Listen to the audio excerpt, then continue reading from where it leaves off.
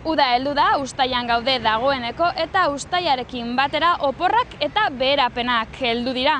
Askotan dendetara hurbiltzen gara, diru apur bat aurrezteko, baina prezio merke horien atzean arazoak ere eskuta daitezke. Beherapen garaietan erositako artikuluak itzul daitezke, abioia hartzera goazela, overbookina baldin badago zer egin. Gaurkoan kontsumitzaileen elkartera joko dugu zalantza hauek guztiak eta gehiago zuekin batera argitzeko.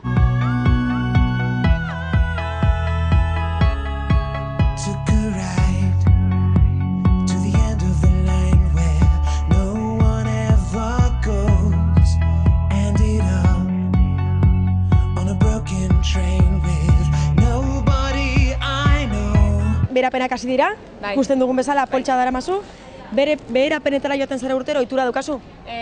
Beno, ez asko, baina bai, urte honetan bai, ez dago diru askorik, orduan aprobetxatu dut beherapenetan joateko. Ez dago diru askorik, baina aurrezteko edo beherapenetara joan aurretik zerrendaren bat egiten duzu, badaukazu hori zer behar duzun, edo besterik gabe basoaz eta jausten dena. Urte honetan zerrenda egin dut, bai, hori, jakiteko, joateko ziur bilatzera, ez dela. Baina, bueno, zerbait jausten bada, gustatzen bazait, ondo baita.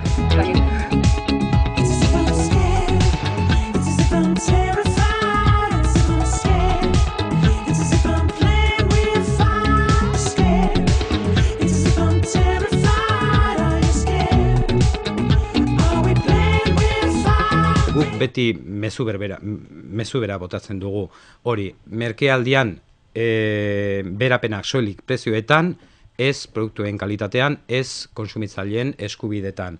Eta kontsumitzaileon aldetik, merkealdiko erosketa egoki eta aprobetxagarri bat egiteko, egin beharko genuken litzateke aurretik aurrekontu bat zehaztu, zentzuzkoa, norbera bere gaitasun ekonomikoaren arabera, eta horri lotuta benetan behar ditugun eta benetan erabiliko ditugun artikuluen zerrenda bat prestatu. Aurrekontu horrekin oso lotuta. Eta, saiatu gauza bi horiek ez gainditzen. Gero, artikuluak eta salneurriak edo prezioak saltoki ezberdinetan aldendu eta, azken finean, merkealdira joatea, etxetik ateratzea argi edukita zer erosi behar dugun, zer erosi nahi dugun, eta horretan zenbat diru gastatuko dugun. Eta kontuz ibili behar dugu ere txartelarekin. Zeren, txartelarekin ordainduta askoz gutxiago kontrolatzen da egiten dugun gastua.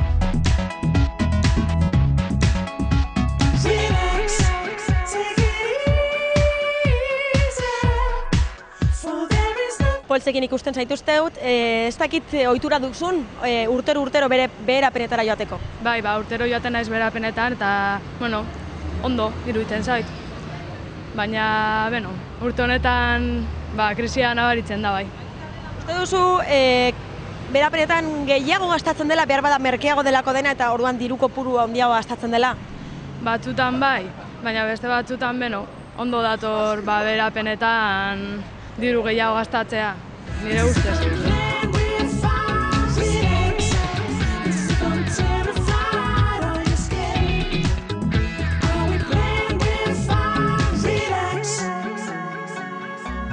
Badira betekizun edo bete behar batzuk legeak ezartzen dituena merkealdirako. Adibidez, merkealdien epea, epe ofiziala, 3 hilabetekoa da, eta epe horren barruan saltokiek, merkealdia egiten duten saltokiek, zehaztu behar dituztere, edo zehaztu behar dutere, zein den saltoki horren merkealdiko epea. Gutxienez, aste bat eta gehienez 2 hilabetez. Gero, bete behar duten beste bete behar bat da, adibidez, merkealdia egitekotan, zeren ez daude behartuta merkealdia egiteko, hori nahita egiten dute, merkealdia egiten badute, daukaten, edo salgai daukaten genero guztiaren erdia behintzat ipini behar dute merkealdian. Gero, produktuak, artikuluak egoera honean aurkitu behar dira, merkealdia ez denean bezala.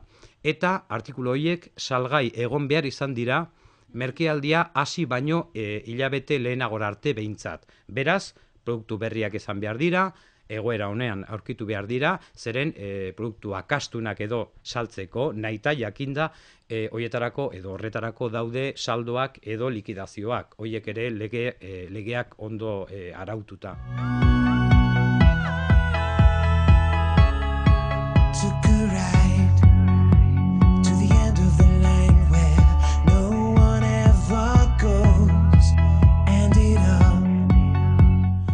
Dendetan aprobetxan dituztela berapenak bestelako arropa batzuk ateratzeko behar bada hain politak hain ondo ez dauden beste arropa batzuk ateratzeko? Hori beti, vamos.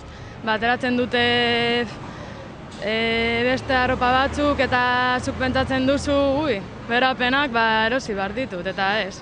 Eta, bueno, baina horrela marketingan, nire ustez.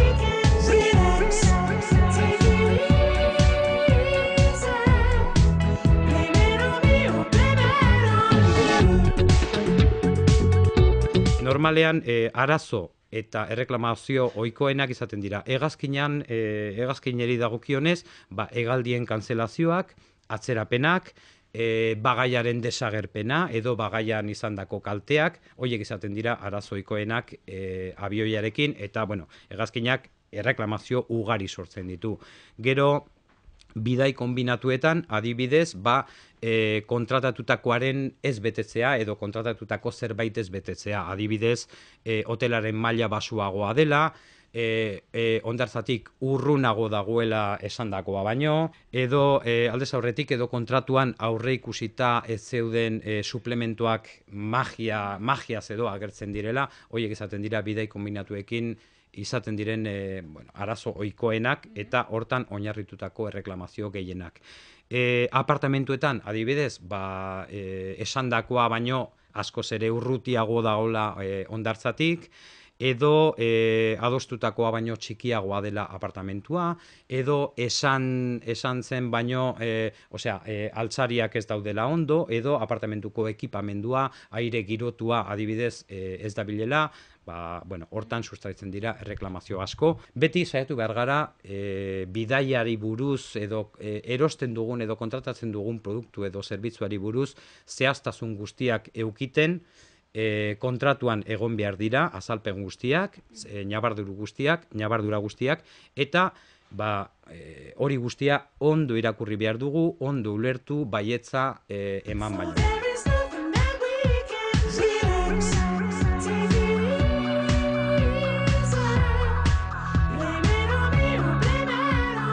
Badakizu kontsumitzailea zaren aldetik zeintzuk diren zure eskubideak? Ez daukat ideiarik, baina pentsatzen dut, zerbait, ez dakit.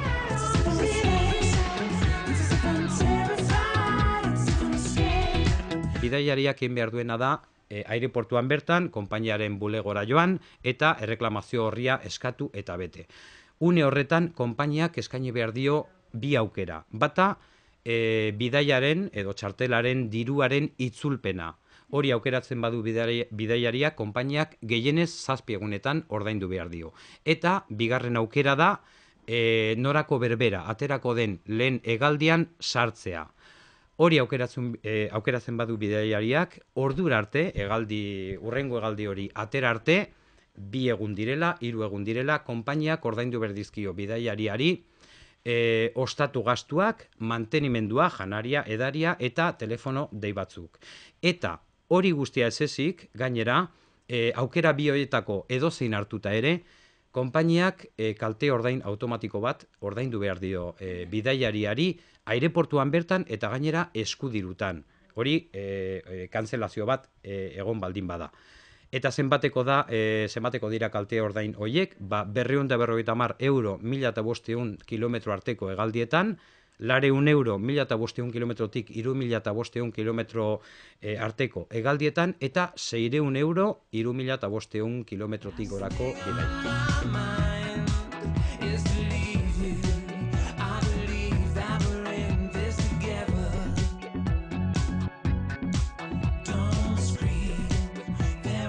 Eta kontsumitzailea zaren aldetik, badakizu zeintzuk diren zure eskubideak? Ez, zeintzuk eskubideak, zein. Inoiz eduki dozu arazorik orduan? Ez. Gauzak aldatzeko? Ez. Inoiz, ez dakit. Jendea barra engainatzen dituzte aire konpainiek, baina egunero gu saiatzen gara eskubide guzti hauek jakinarazten ematea, baina jendeak normalean nahiko alferrak esaten gara, oraindik ere, krisia heldu zenetik dena dela zurrago jokatzen ari gara kontsumitzaileok, gehiago eskatzen gara, aldez aurretik ere konsultak ikusten dira, eta baina, hainbat gaietan jendeak oso gutxi daki. Eta normalean jendea mugitzen da zerbait txarra edo gertatzen zaionean. Orduan bai, heltzen zaizkigu guri laguntza eske eta noski ematen diogu.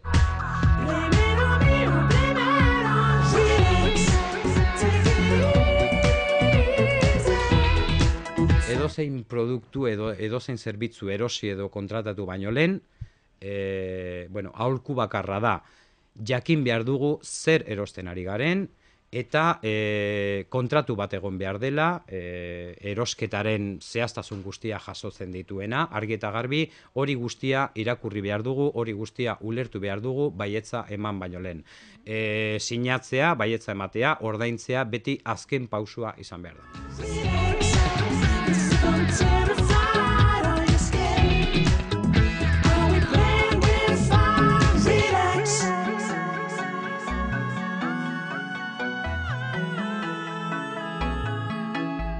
Relax.